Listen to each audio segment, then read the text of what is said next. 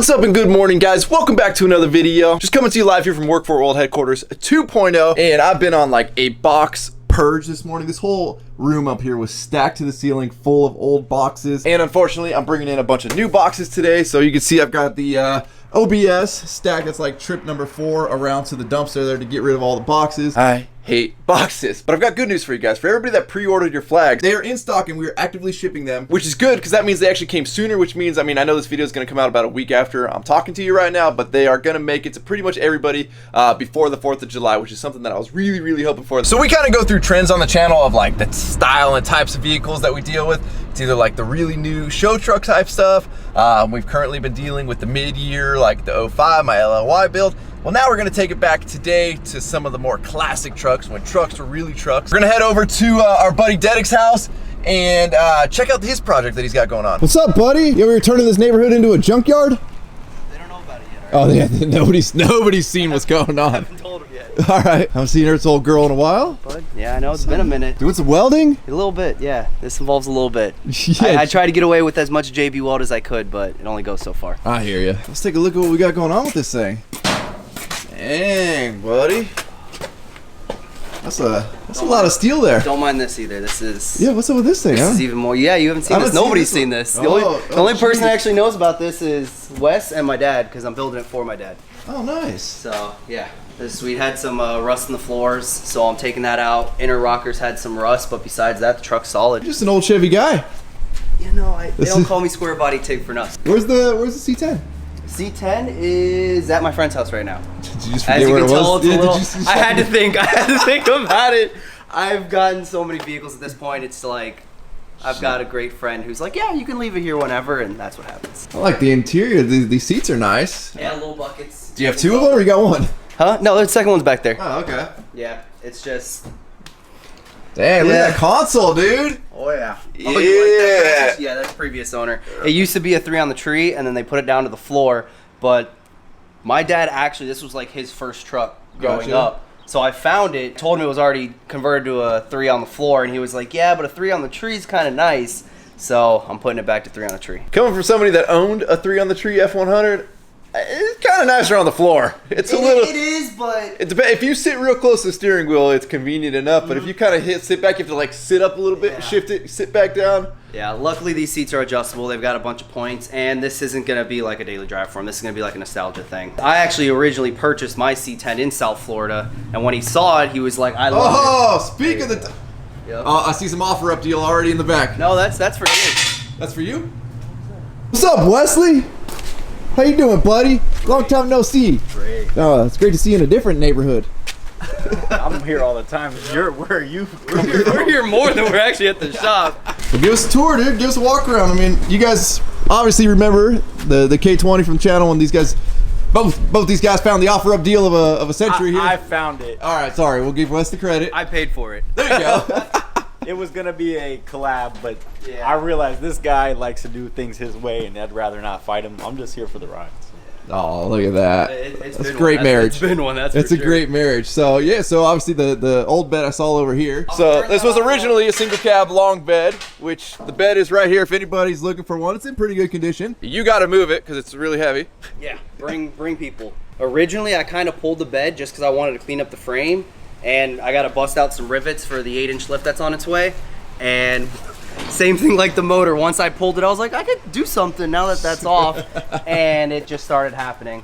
And I never looked back. There you go. So obviously you're going with like, this ain't your typical style of flatbed. I like when they start to kind of skirt everything and really build them out to look bulkier. Yeah, so that's my big thing. I didn't want a wood top just because I'm already going to deal with one wood bed, and it's that thing that actually has a wood bed. Gotcha. And I'm nowhere even near getting started on that yet. But I just kind of like working with metal. And I wanted to, realistically, I've never done anything like this. And this was kind of like a, let's see what I can do. And so far it's turning out, I think, pretty good. Well, I mean, considering, again, you've never done this. I mean, we're rocking the Harbor Freight welder. Hey, Yeah. man, don't be talking shit about I'm not talking crap about it. I mean, clearly it's working Oh, great. Look how many welds it's put out, and that thing hasn't even cycled off once yet. Nice. It's the duty cycle on this thing is insane. It just keeps putting out welds, and I never have a problem with them. There you go. Welds ain't that pretty, but I don't think it's the machine's fault. Yeah, no, in all honesty, yeah. Let's be real. Well, you were taking this for a minute, right? Oh my God. So yeah, I do have a bottle back there, and I was, you know, taking everything up, and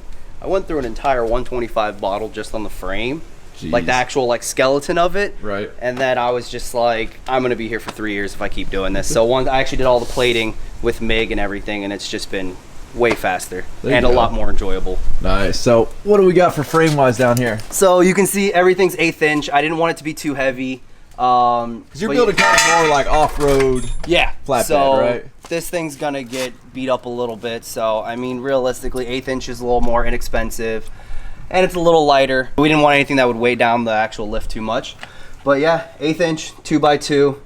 The whole thing, I used the factory, all the factory mounts that the original bed utilized. Got a 3/4 inch bolt, and I actually made these stanchions. That's how I kind of laid the foundation. I bolted them all down in, and then ran my 2x2 all the way down, and then I basically just supported all the way, and then I built all these little outriggers. And that's what I connected to. So now that I'm done with the plating, I gotta pull it off, flip it, do all my finish welds and everything. And then she's almost ready to paint, which is hopefully this weekend.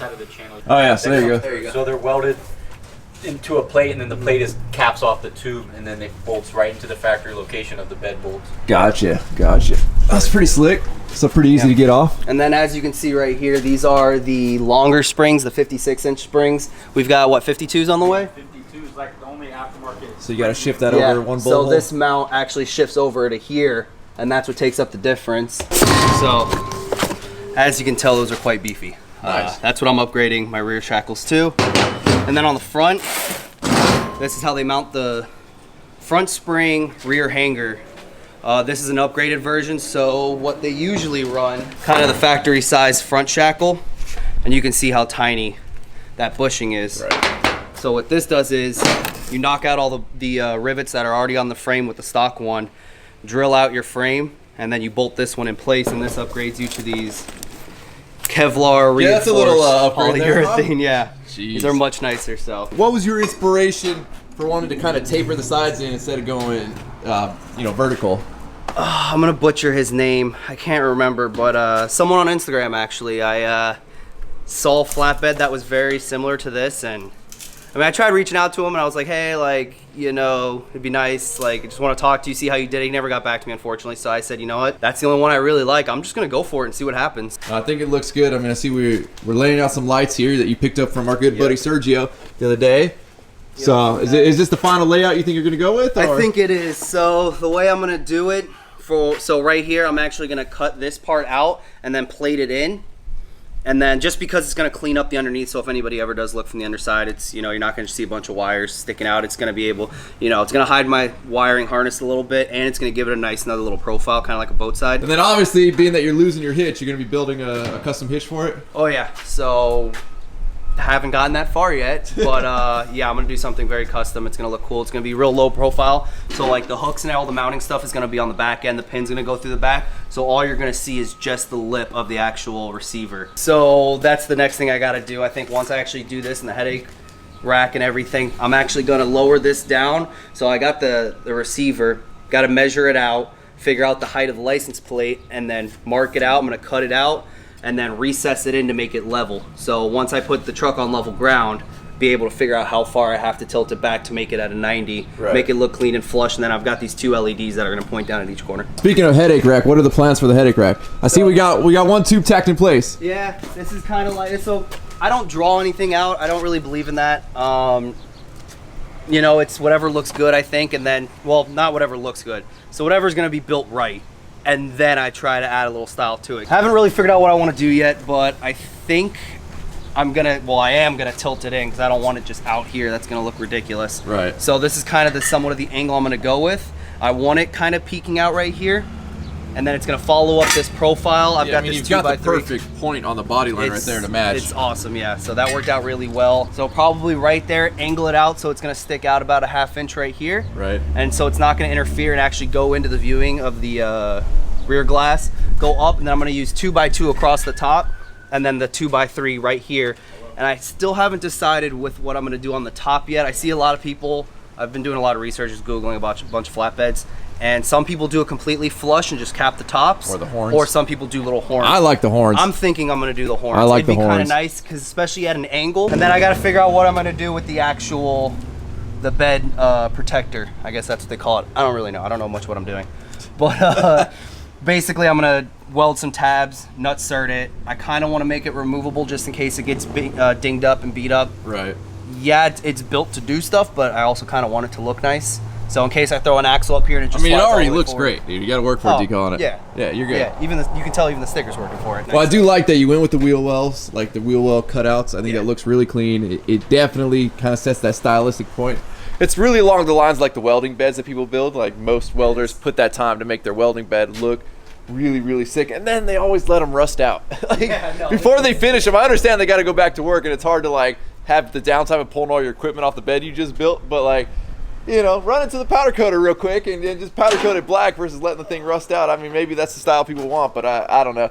This one we're actually going to be doing a little special finish on, right? Yeah, Raptor liner. So Buddy Burton, previous owner of a certain truck around here, It's right over there. just did his bed not too long ago, and it turned out great. I think it looks awesome. Seems durable. It's not too aggressive and too gritty. Right. It's the nice mix of nice and smooth. I think it's gonna be the perfect mount to like hide my imperfections, because this isn't gonna be perfect. I know There's that. like one or two. You're good. Well, yeah, a little here and there. Yeah. But it'll be enough to cover the imperfections and still look good, and I'm not going to worry about it. If I mess it up, just blend it back in. And A lot of you have been wanting me to actually Raptor line the single cab, which I don't know if I necessarily want to ruin the body panels on that truck by doing that, because at that point, like, it's kind of done. Like, unless you really want to like sandblast the whole body and try and get that stuff off. It's impossible to get that stuff Yeah, off. Once so it's on. this would be a good project. I think we're actually going to do it on the channel to see like what it's like to coat this much square footage in Raptor liner. It's going to be ready. You've already got it ordered, right? Yeah, it's going to be here tomorrow. There you go. So if you could estimate,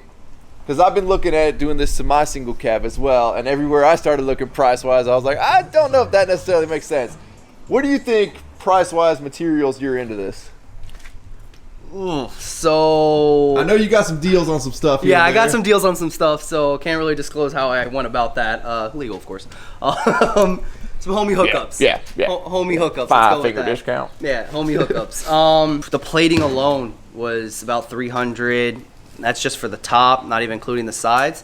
I want to say I'm a good maybe like $850 in just steel. Yeah. $850 in just steel. And then we're talking consumables, the amount of grinding discs I've gone through, cut off wheels. I had to buy a chop saw, a metal blade chop saw just for this pretty much. Right. I built a welding table for it, but that stuff doesn't go into account for it. But in all, I mean, I know what my time's worth, but not including that, I would say I'm easily like close to $1,000 into this. The estimates I looked at for a lot of flatbeds, I was looking on YouTube and all that, and everybody in the comment section, they were saying it's $1,200 to $1,500 is kind of going to be like the finished range. I mean, yeah, don't forget We got to talk about the lights and all that. Like, it all adds up. you know, that's building it yourself. Yeah. Like, which is why if you go to build a pre-made flatbed, they're like $6,000 to $9,000 for like basic stuff. And you start adding options. I know a couple companies out there, depending on the paint matching and the body work that's done on the flatbed, you can get up to like a $20,000 or $30,000 flatbed for just like one of the hauler beds or something. It adds up really quick. So if you have the opportunity And you want to learn in the know-how. I mean, Dedek's welding skills, you didn't really weld much before this, right? Oh, no, not at all. I was fortunate enough for my dad to be real involved in projects and stuff like that. But yeah, I just hung around him enough to want to get involved. He noticed I wanted to get involved and let me pretty much do whatever I want. I terrorized my father, to be honest. Like, lost his tools, destroyed a bunch of stuff, but you know, in the end, I think that's how we all learn. Luckily, my dad was the same. But my dad would yell at me if he came home and saw that I was working on some project. He would like flip out that I totally made a mess of the garage. I mean, he knew at the end of the day half the tools weren't going back where they're supposed to go. There was just going to be a mess, and whatever I was trying to build probably wasn't going to work out right. So, or he was going to have to get involved to help finish it. But yeah, but that's how you learn. Like that's. yeah. I'm glad I had that same experience you did. I honestly consider myself very fortunate. And then I got to San Diego, first duty station, joining the military. My Jeep was the only vehicle I owned, and I was like, I want to build it. Got to a point in the build where I was like, I can't drive this thing really much anymore. It's got 1 tons and coilovers. Bought other vehicles, started doing the same thing, and that's how I started accumulating all this. Yeah, now you're that guy in the neighborhood. I mean, we see you got the motorcycle junkyard going on here. Oh, that's just 2 of them. So that's my CBR 600 F4i stunt bike build. my Harley. That was the first bike I like really owned and ridden. And then behind the C10, I have a Kawasaki GPC 750. That's actually where I really first learned how to work on things. I used to build cafe racers. My dad was really into them. I learned to get into them, and it was something he was willing to, you know, kind of invest with me on. Nice. And started building those. And then I have 2 other motorcycles at my friend's house where the Jeez. C10 is at. CB 750 and a XS 650. Dude, how do you keep track of all of it? I thought I had a lot of stuff, and I can't even keep track of it.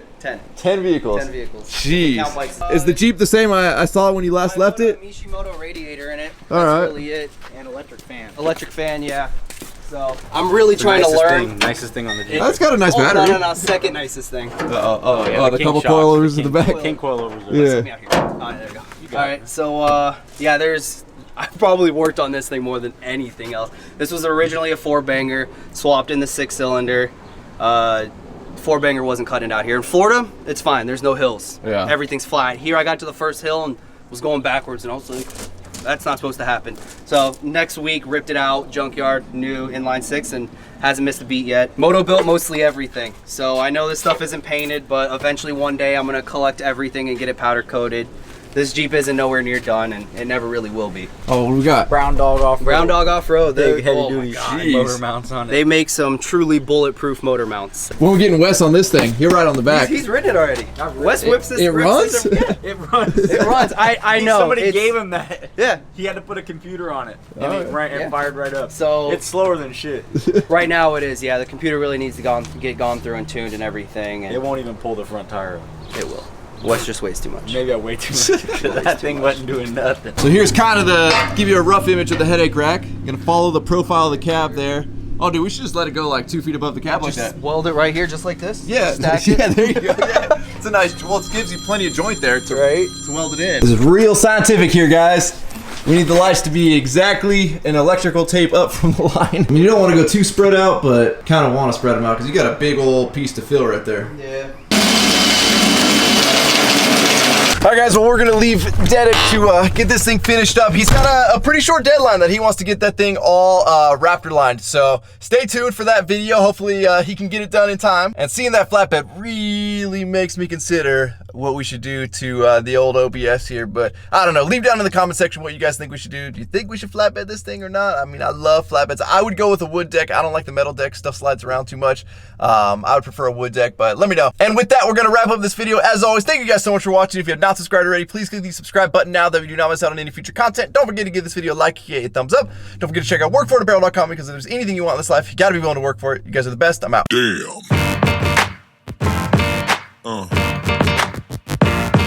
Yeah. Yeah. Yeah.